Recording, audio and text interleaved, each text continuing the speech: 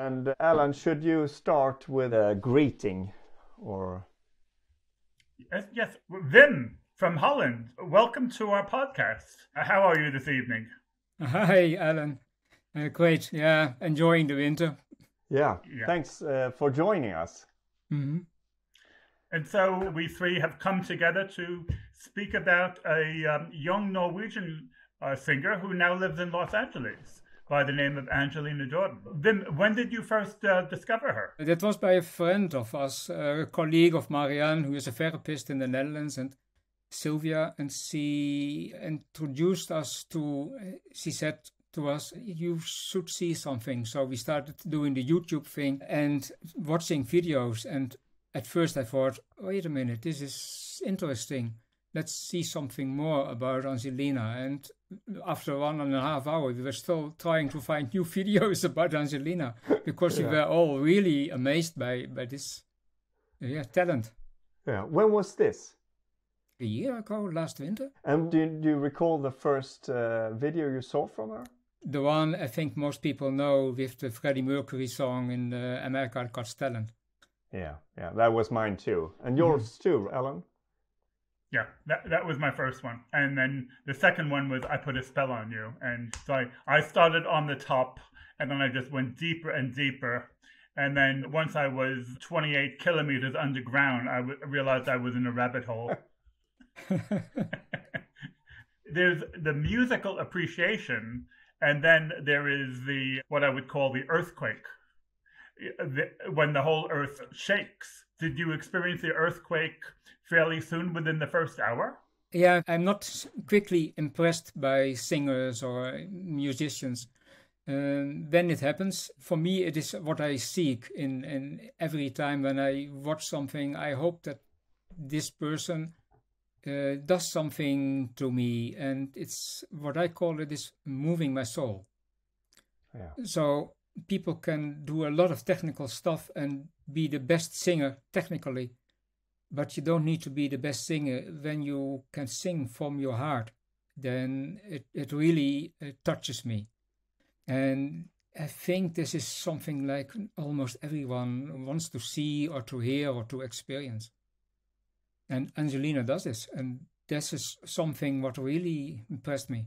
Okay. What we try and do when we have these conversations then is we try and have someone like yourself go into great detail about how she touches you and to describe it in some detail, because it's a mystery, it's very personal, and yet many people have this and they are not always able to put it into words. And so we invite our guests to put this into words so that people can understand the phenomena, but also to understand what is happening inside of themselves. I might be able to put it in words because I'm a writer. I have to tell you something about myself first so you can better understand. In 2001, my love Linda died. At the moment, I have another love, Marianne, and we are happy together. But Linda got cervical cancer in 1999. And the first year was okay. Then the second year, she got really ill. And we did nothing by the hospital. I took care of her at our home. And this meant, in fact, a year of hell. But also it was one of the most beautiful years. And this feeling you're going to lose her, and it did something to me, and it's the emotional part. It was like an A-track. And just before she died, we made an agreement that if possible, she would try to inspire me. And this, well, that is a long story, but that is what happened, and I can prove it. Sorry to interrupt you. First of all, I'm so sorry for your loss. That's really awful. But do you mean that you made an agreement that she should contact you after she passed? Yes, is that what you mean? Yes, that is what I mean. That's interesting. In fact, it happened about half a year later that I met her, kind of much more than a dream. It was, for me, it was a life-changing nightly encounter, which totally changed my life, like an out-of-body experience or something like it. And it convinced me that there is another world where people go when they died, maybe also when they come from before they are born on Earth. So it is like a soul level. And as Linda died, I was in a very hectic emotional state. And then you seek for something that helps you. And one of the things that really helped me was listening to music.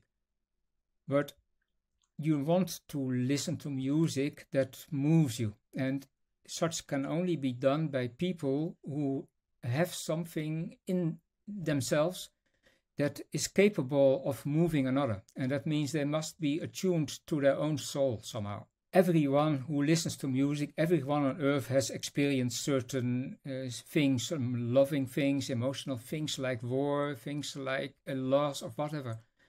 And when someone tells them or sings to them about their own experience, then you start resonating to this.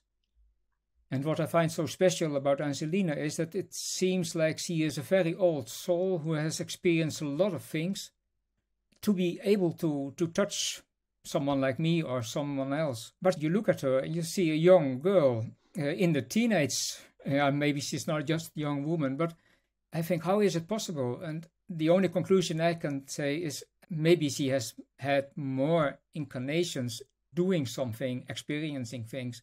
And then she starts this life and she is a singer from the start. She's capable to move me.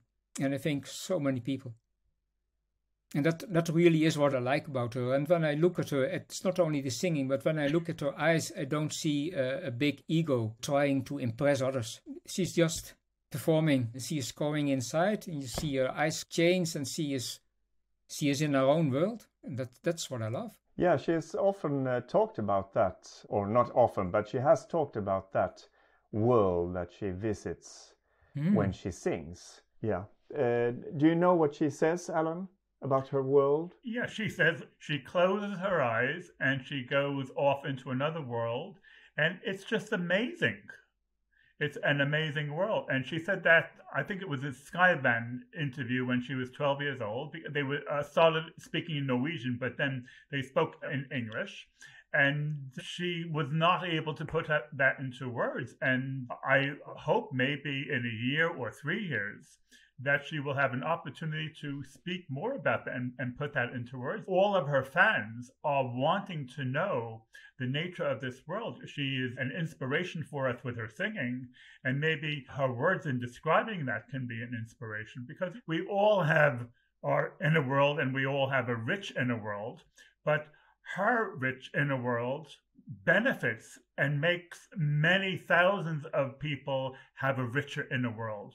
So we want to understand the mechanics of where the magic is and how it is also magical. I find this very interesting to hear, because I didn't know it about her, but I thought there must be something where she is tuned into almost like a psychic. Many people might doubt that kind of stuff, but I think it's important.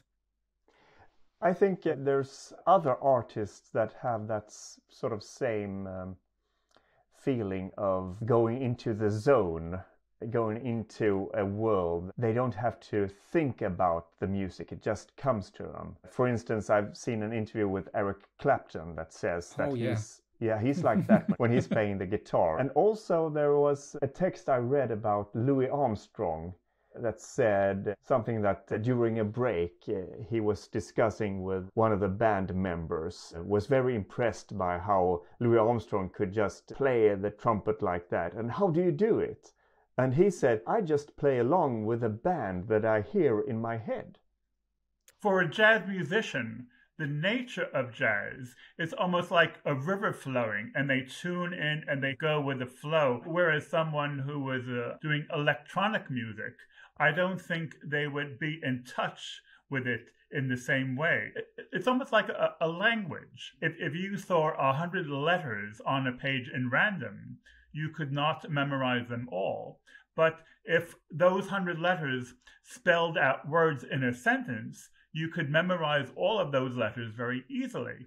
So it is the way the mind collects and assembles information in a certain way.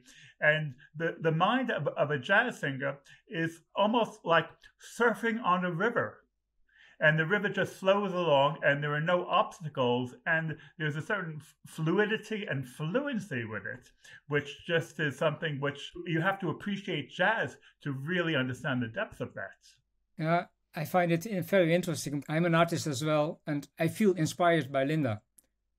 And I try to find the inspiration, but I don't feel like I see her. But when I make something and I am happy afterwards, then I know I was in tune, I was inspired. I have a feeling beforehand of what I want to make, but I don't see the picture. So I have to start somewhere, and I think let's start here, or let's start with the color red or with the color green.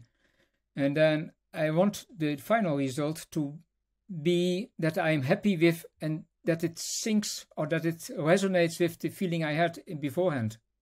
And before Linda died, I was not able to do this really, or very rarely I was happy with my own work. And after she died, something had changed in me, and almost everything that I now make or write is something I'm happy about. So I want to read my text all over again, or I want to see my picture as often as possible. So something happened that I feel it's not only my doing, it's something that happened to me. And I think that is, painting is a static art, in fact, because you look at a picture and it is finished. A singer performs, so he has to be in the moment. And that is, I think, much more difficult.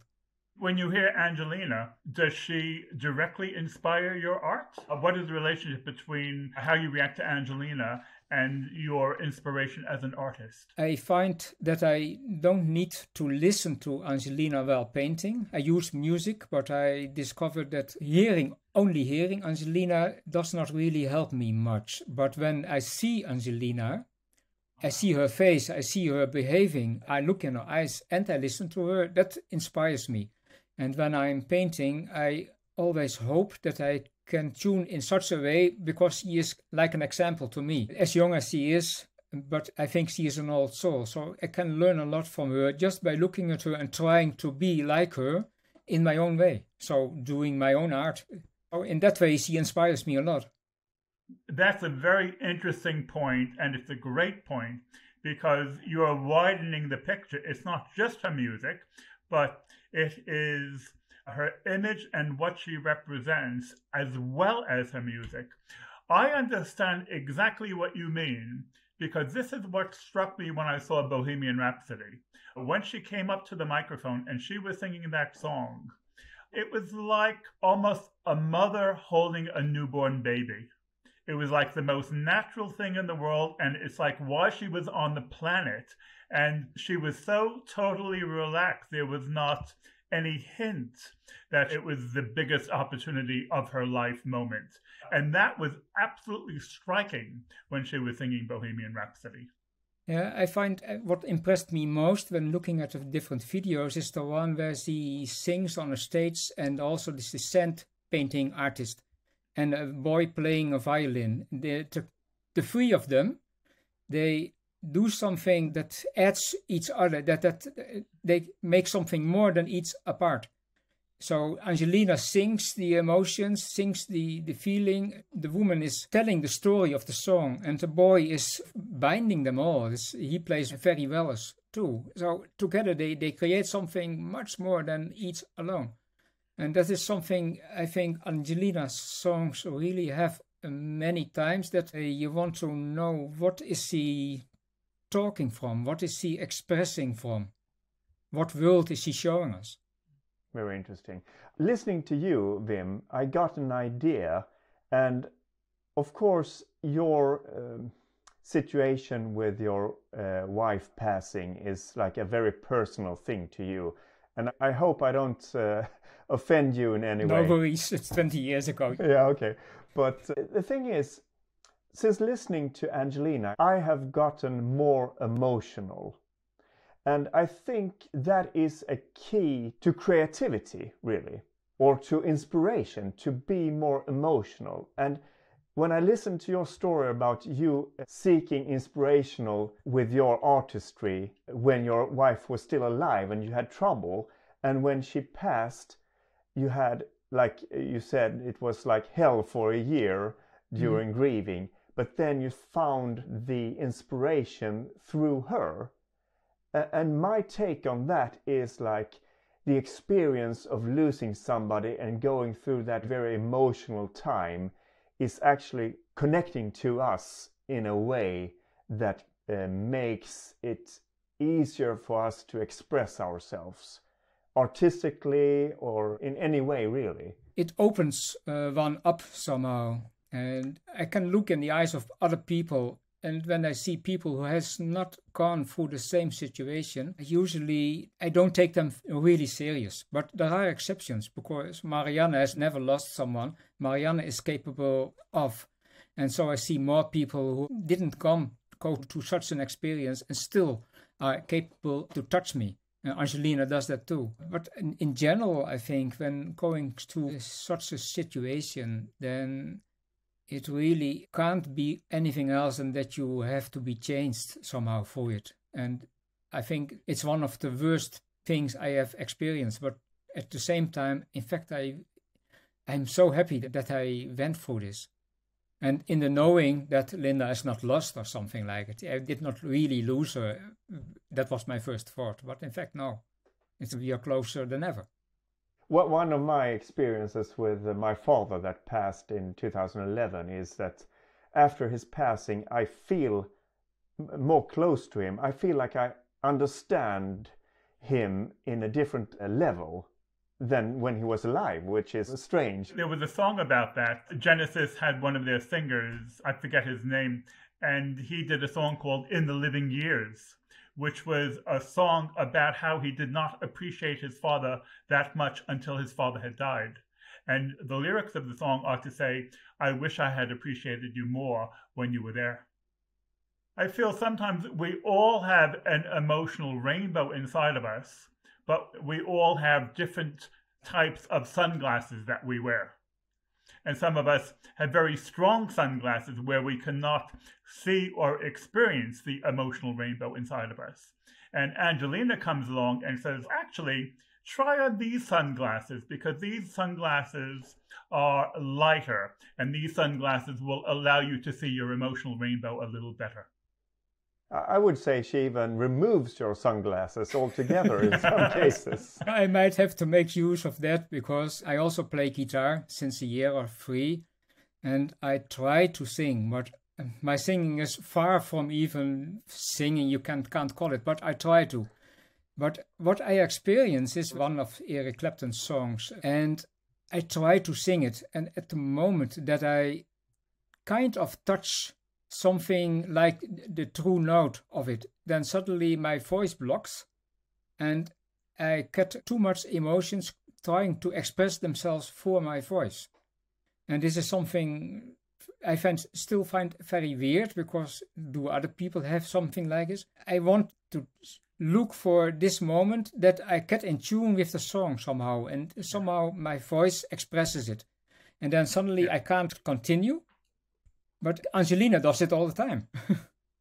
I think you should contact one of the many vocal coaches that react to Angelina, and you can learn from them. You just reach out to them and they will let you know how to cope with that, because I think it's a common problem that you get so emotionally involved in the singing that you can't sing anymore. Yeah. You know how Libra is holding the scale, and the scales are in balance. And in a way, our life should be in balance, and there should be a balance between our emotional world and our intellectual world. And one should not be so heavy that the balance goes out of balance. That is true, yes. Sometimes I'm too much in the emotions, sometimes I'm too much behind the computer, all doing technical stuff. Yeah. I like the sound of that the balance is out of balance. That's yes. Almost like a lyric in a song, you know. Yeah, I could write a song about it. But there's so many subtle things going on, Wim. So, for example, if you sit down and you're playing the guitar, first and foremost, you have your emotional world, your rich, colorful emotional world. Then you have your skill as a guitarist and a singer. And then you have the impact emotionally for the listener. And those three are it's almost like a triangle, the three of them, and it's a very delicate balance. And the skill of a really good musician and really good artist. I'm still learning the guitar, so I also have the technical stuff to try to put my fingers on the right place at the right moment. That will come eventually, but the key thing is, with any art and any artist, is the communication and clarity of the emotional content, which is then communicated to the listener or to the reader, and how much the listener and reader, A, can relate to it, and B, can learn from it. This is one of the reasons that Pontus and I thought about doing this podcast, because if people are listening to Angelina Jordan and have a certain type of reaction, we want them not to feel alone. We want them to know that there are many other people who have this reaction, and that this is almost a universal reaction that many people have to her. Therefore, I think your title of the blog, Wrapped in a Warm Blanket, it really describes what Angelina does to, I think, many people. Yeah, I think it's partly due to her confidence that you feel safe. Whenever she's going up to the microphone, she starts singing like the Bohemian Rhapsody. She's so calm, confident, and not nervous at all. And you can relax. It's all going to be fine. And then comes this warm, soothing voice that also confirms, yes, it's all going to be all right. Sweden is a cold country. So Pontus came up with the title of Wrapped in a Warm Blanket. If I, living in England, came up with the title, it would be Wrapped in a Waterproof Raincoat. That's a good one. Yeah. I've seen many psychics in my life, and there are only very few who are really good. And as soon as you contact a real one, you feel this wrapped in a warm blanket, because that is the heavenly feeling that comes through their words. And you can't fake that. Once you have experienced like the true thing, it's only to help you. It's only about love, in fact, trying to support you, and not by telling you something stupid, but just encouraging and loving and supporting. And that is something which comes also through Angelina, who gives you that feeling, something heavenly. Yeah. I'm not a scientist, but I'm not skeptical about science, and I love having a car and I love having central heating. But one of the sacrifices that we've made in the modern technological age is we do not go into great detail about the nuances and subtleties of our inner emotional world. And this is one of the things which I think it's important not to lose sight of, to understand we have high definition and we have resolution in terms of the video, but we should use those exact terms for our emotional world, the high definition and the resolution, not just resolution in terms of resolving something, but the clarity of the emotion and the fine-tuning of the emotion. These words can and should go together, and it's not rocket science. Our inner world is as big as the equivalent of 500 million galaxies out in the universe. That is what our inner world is. If you start from this premise, and then if you have that realization, then there's just so much you can do inside of yourself. You can approach it all in a different way. I find this when writing words, I try to express a feeling in words, and it is something very hard to do. When singing, you can try to express this feeling that's inside you, and you need to do it with a voice or with an instrument even. And when you really are capable of letting go, then your soul takes over and it comes out. And that's not something you can learn in a song lesson. It's something that is letting go.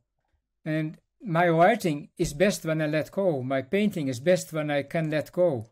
Best even in a playful mood. Singing like Angelina does is also, I think she lets go, simply lets go, and she is in this mood and her soul takes over. And that's what I see in her eyes. Yeah. Because if you compare writing to singing, singing is almost an extension of an emotional world. You can capture emotions in a way when you sing. And sometimes you can hear a singer and it almost sounds like they are crying. And then the really great singer can then make you feel as if you want to cry as well. Yeah, yeah, exactly. Yesterday I was watching several songs and videos of Angelina, and afterwards I tried to express what happened to me, but I'm so tuned into the song that I really get the same feeling I can't express. My voice simply blocks. And I have to process the few emotions at the moment, and before I can continue talking. And that is what she does to me anyway. And Marianne experiences the same, because there are moments she has tears in her eyes just by watching and talking about her. Yeah, that's why we're all emotionally evolving, because of that type of experience. And we keep repeating that experience. And so it's almost, you start with a snowflake rolling down and then you have an avalanche as it just builds up and builds up. There is something more that I thought also, because with Angelina it feels like she is singing, she is expressing herself, she is touching you, but it feels also like you are part of it. And not only part of it, but as an audience, as a listener, you are really part of what is performed. So it feels like this, not a passive part, but an active part. Yeah. Like Angelina could never have become like her if she didn't have parents, if she didn't have people who pushed her forward, who said, do it. But also normal things like feeding her. So there are a lot of people who having worked together to create Angelina, so to say. Yeah. But as a listener, as an observer, you also are part of, because without audience, it would make no sense except for herself to sing. And then it would be so much less. So the audience is part, and they continue, because what Angelina gives you, you can give to other people. So you're part of the process, in fact. With Angelina, she has such a strong and such a wonderful sense of family that she extends that feeling to everyone. Everyone is part of her extended family. And she does that so effortlessly, and we are so encompassed by that feeling of being part of her extended family. And this is part of her art. This is part of her talent. Yeah. I see a parallel between Angelina and her artistry and your artistry, Wim, because what I'm hearing is that you are a writer, you are almost like a singer, or you're into music, and you're a painter. And Angelina is, of course, all three of those as well. She has written a book. I don't know if you have read it. I didn't know. Yeah, it's called Between Two Hearts. It was published when she was 9, but it was based on the incident that happened when she was 6. Yeah, so it's about her giving away her shoes to a poor girl. Yeah, I know that story, yeah. Yeah, and it's very interesting. You can buy it on her website and download it as a digital file, and it's in English. And it's a very deep story. It's not at all... you don't get a sense that it's a young girl writing this story. It's almost like poetry. Really interesting.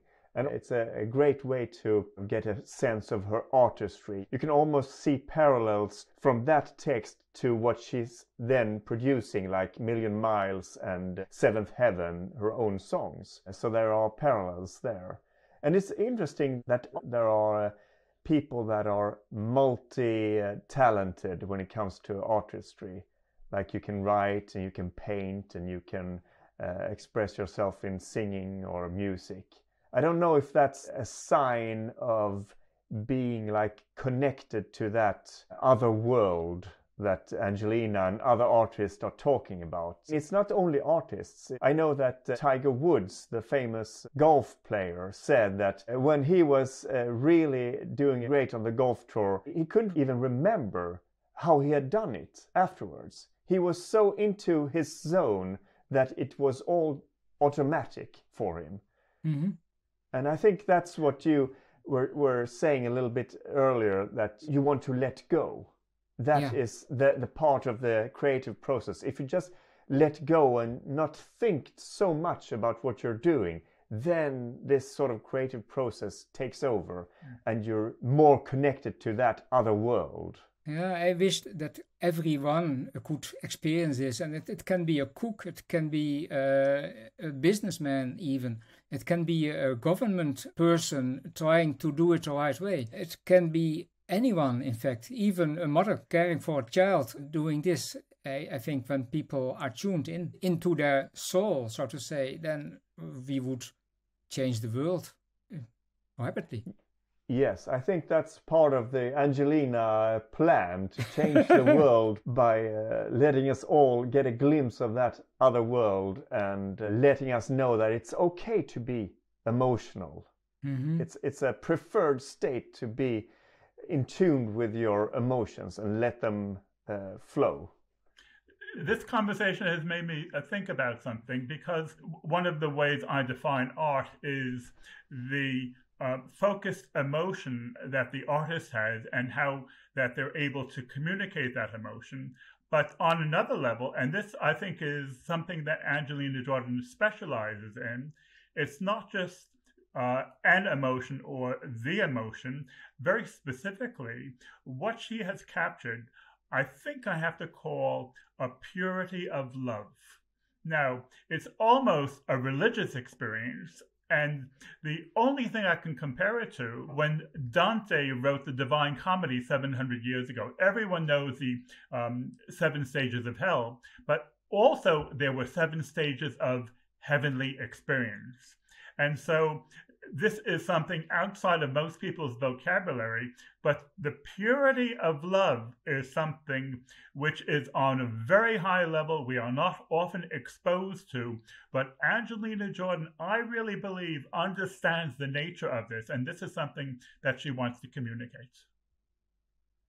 Yeah, and that I think so too. That's my thought as well. Just by looking at her, you see that is exactly what she expresses. That's what she is doing. Yeah. And that is the biggest credit. That is the biggest bonus that her family have given her. That understanding, not only between her ears, but in her heart, about the purity of love. And that is the best gift any parent or any family can give a child, to feel that and understand that.